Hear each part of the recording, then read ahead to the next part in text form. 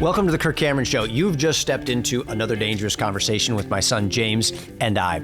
We're talking about abortion, but not with polite whispers, but with the bold truth. Some call it reproductive freedom, but freedom for who? Not for the 1.5 billion babies who never got to breathe. So what does this mean for our faith, for our sons and daughters, and for a culture that is rewriting the definition of life itself? If you're tired of the rhetoric and lies, ready for the truth that costs something, make sure you subscribe to this show and let's go there. James, let's talk about abortion.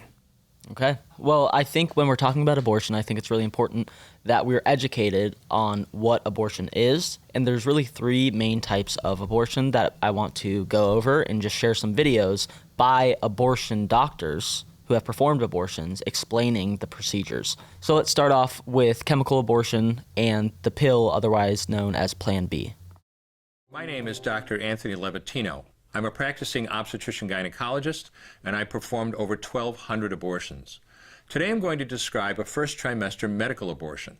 This is a procedure in which the mother swallows pills in order to terminate her baby, and it is performed up to the 10th week of pregnancy.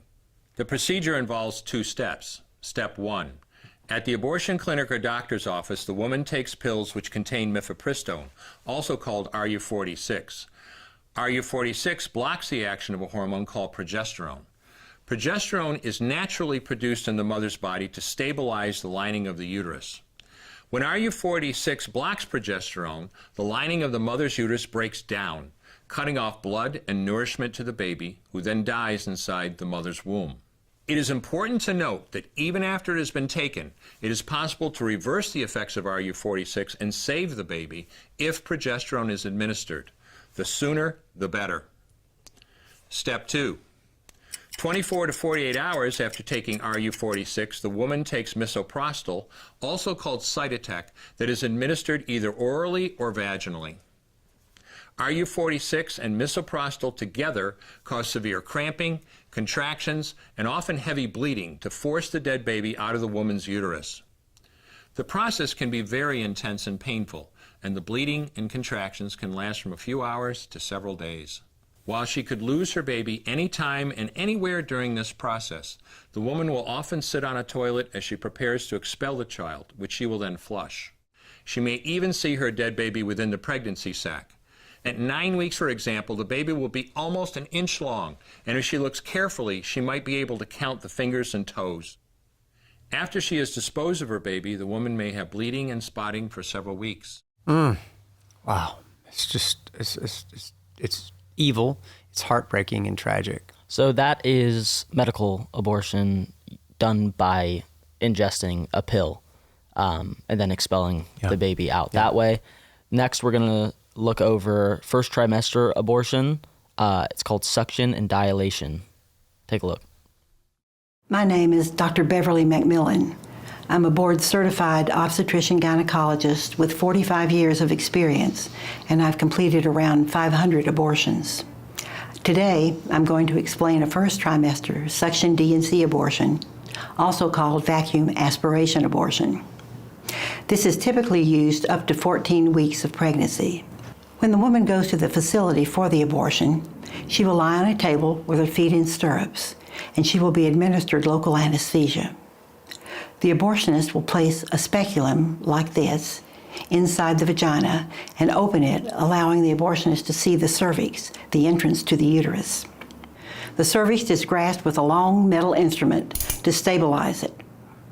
A series of metal rods called dilators, like these, which increase in thickness, are inserted into the cervix to dilate it, gaining access to the inside of the uterus where the fetus resides.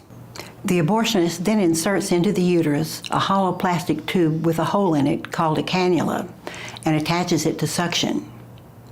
If the embryo is small enough, the cannula can be attached to a syringe, and manual suction alone will remove the embryo and placenta from the uterus. Otherwise, the cannula will be attached to a suction machine. The suction machine is turned on and the abortionist slowly rotates the cannula inside the uterus. The fetus is rapidly torn to pieces as it is pulled through the cannula and tubing into a large glass bottle, followed by the placenta. Sometimes smaller embryos are pulled through intact. Occasionally, the abortionist must remove the cannula and pull out body parts that have clogged the opening to complete the abortion. Once the abortionist thinks everything has been removed, she will sometimes use a long metal curette to scrape the lining of the uterus to make sure no parts are left behind. An incomplete abortion can cause infection or bleeding. Once the uterus is empty and the bleeding is under control and all the instruments are removed, the abortion is considered complete. They count the body parts to make sure that they're all there. Yeah.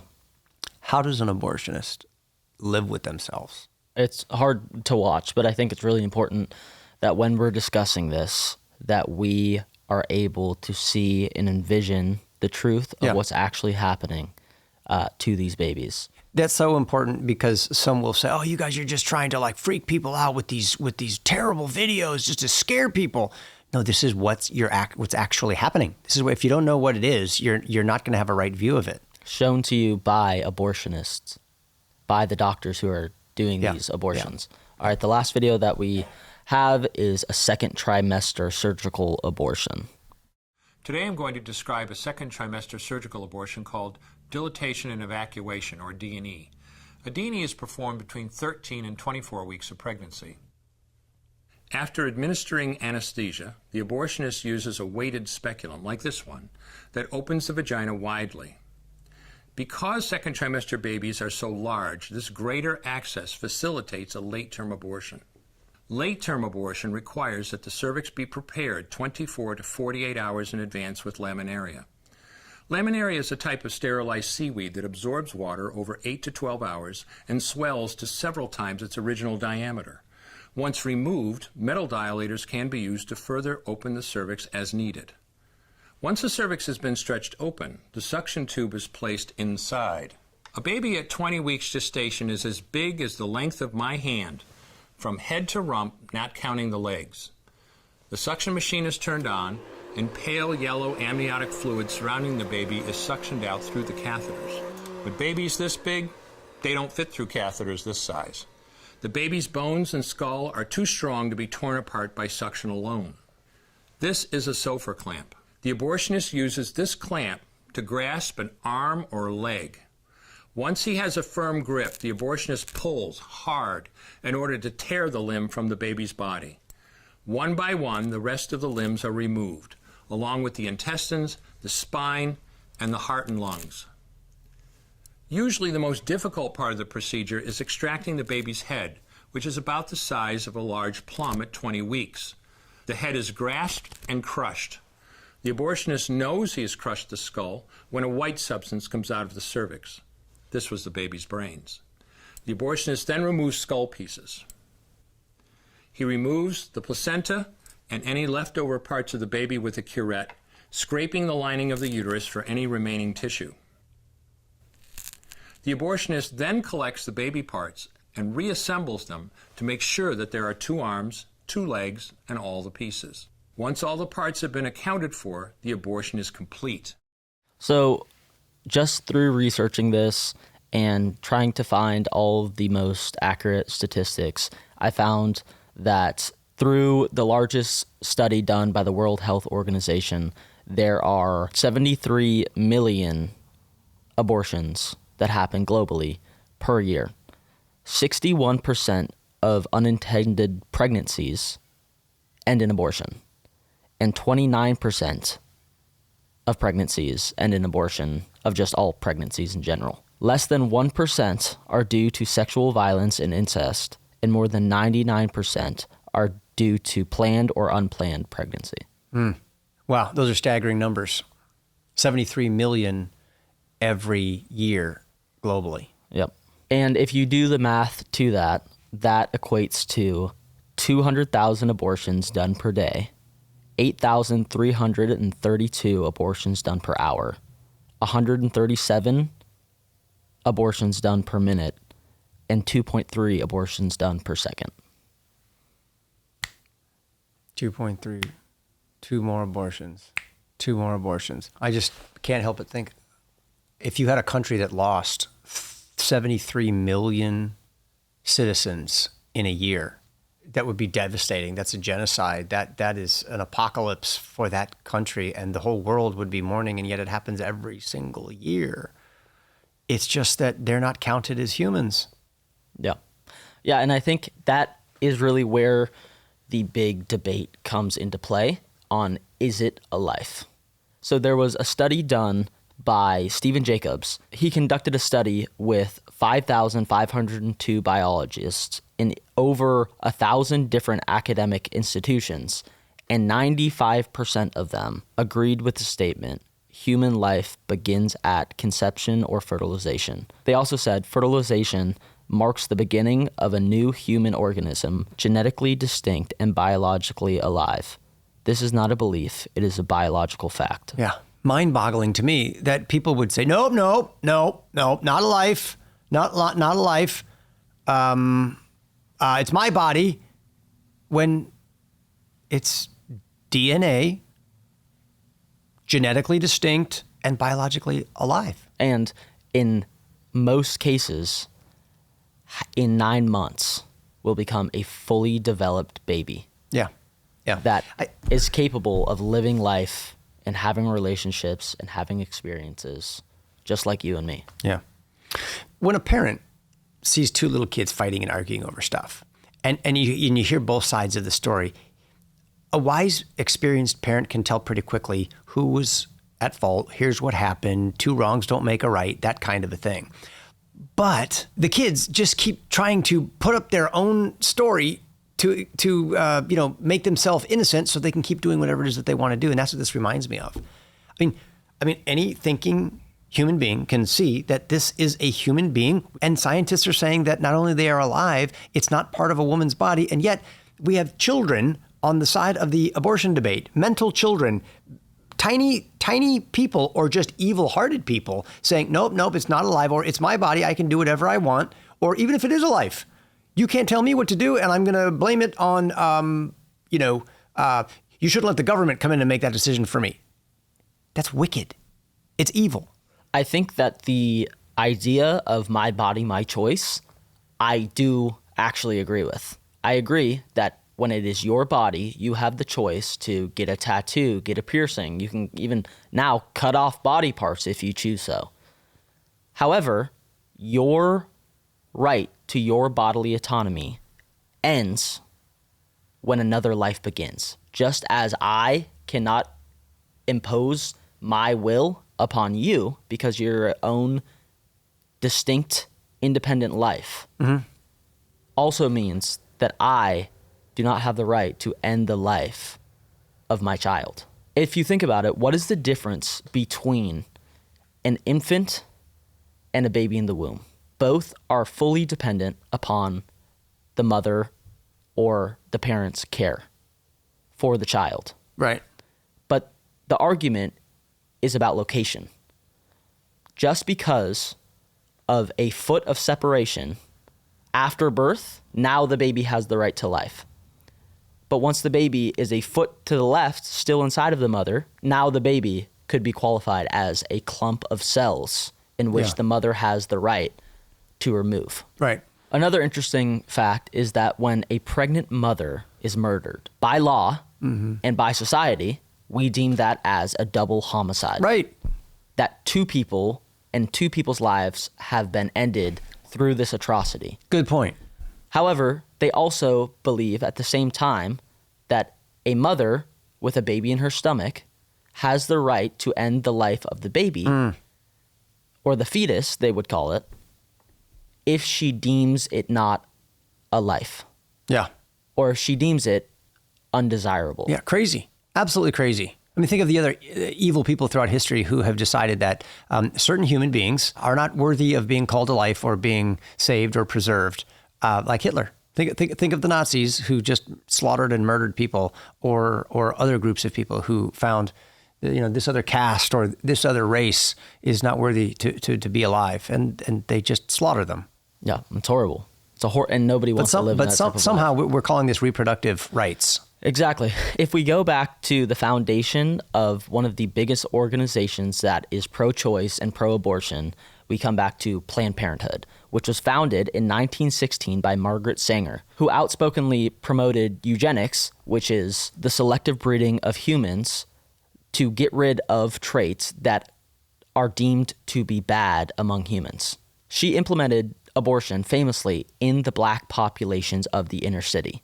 As part of the eugenics program to get rid of the bad trait of black people. Yes. Evil. And this is a quote from her that says, "Eugenics is the most adequate and thorough avenue to the solution of racial, political, and social problems." Racist to the core. That's that quote, and by association, the woman, racist to the core. So I think with all of this in consideration, it poses the question, what do we as Christians do? Yeah, first of all, I think we say it's a baby. It's a baby. It's genetically distinct from the mother. It's not, your body when you're killing somebody else's little body. And Margaret Sanger and everybody else who is saying that we have the right to do these things. Well, it's interesting. You were born. The whole fact that you're even here saying this today is because someone didn't abort you. And I'm glad that every human being that is alive today was born, is here, and we should be protecting life, not ending life. I think, what do we do? Well, first thing, we can be thankful that Roe v. Wade was overturned. Now that decision is pushed to the states, and states can now make abortion illegal, like it is in many states here in the United States now. And I think that we need to be doing everything that we can as the family of faith to see every unplanned pregnancy as an opportunity for discipleship, to go and meet those moms in their crisis moment, and to support them and to encourage them and have them have a right understanding about life and about marriage and about the future. I believe that every mom who gets pregnant and knows that she has a baby inside of her belly is not secretly fine with killing the baby. She would like to have the baby. I know from experts that I've spoken to who work with hundreds and hundreds and thousands of moms, they say that when the mom is asked if the father of the baby was committed to supporting you, would you keep the baby? And almost all the time they say yes. And when asked who's the most influential person in your decision to have an abortion, they say the father of the baby. So I think that we need to step up here as the church, and the other way we got to step up as the family of faith is to teach children that sex is designed by God to be enjoyed in the context of a secure, lifelong marriage. Sex is a gift of God, God's idea that brings him honor and glory and is the means by which human beings are born. And that should all happen only within the context of marriage. Sorry to go, old-fashioned on y'all, but look, you take things out of their proper context and they become monsters and they destroy. Sex is powerful. Love and romance and relationship is a healthy part of a relationship. And when marriage is the context, babies are welcomed and they're a blessing. So we've got to stop just trying to deal with the problem downstream of men and women, boys and girls, having sex upstream outside of the context of marriage, where they welcome those babies. And now we've got to deal with the problem of unwanted babies. What do we do with them? That's just never going to get solved until we go upstream and begin talking to our children and helping them understand the beauty of relationships, marriage and family. I think for both of us, this also hits pretty close to home. We have Jack, who was adopted. We have Bella, who was adopted, Anna and Luke, who are all adopted. And Mom was also adopted by her parents. Yeah. These were all unplanned pregnancies. And when I look at the beautiful people in my family, it is unfathomable to me that someone could say that they had the right to end their lives. Some of the most beautiful people I've ever met. I'll take it even a step further. Yes, and if Mom had been aborted, you wouldn't be here. And your sister Olivia wouldn't be here either. I'm looking at 6 of my children and my wife who wouldn't be here if those moms didn't value life. And I'm so grateful they did. What if you didn't have to walk through life alone? What if there was a place where men, real men, stood shoulder to shoulder, fought for truth, challenged each other to grow, and lived with honor? That's Red Truck Men. It's not just a group, it's a brotherhood. It's a place to be known, a place to be sharpened, to be called to a higher value standard. In a world that is confused about manhood, Red Truck Men calls us back to God's design: strong, humble, courageous, and faithful. Whether you're a husband or a dad, a young guy searching for purpose, or a man who's tired of doing life alone, you belong at Red Truck Men. Because when men of honor link arms and when they walk together in truth, families are strengthened, communities change, and legacies are built. So don't wait. Find your tribe, step into the fight, and visit redtruckmen.com. Learn more today. Join the brotherhood. Hey, that's it for this episode of the Kirk Cameron Show. Thanks for joining us. This is always a safe place for dangerous conversations. And we want to hear more from you. What do you think about reproductive rights and abortion? Did we leave anything out? Are there some solutions that we haven't brought to the table? We want to hear your ideas and your questions. Just leave them in the comments below. James? Yeah, thanks for watching. Make sure to like and subscribe and hit that notification bell so you're notified when the next episode comes out. And leave us a comment in the comment section below so we can read that on a future Monday episode. Have a good day.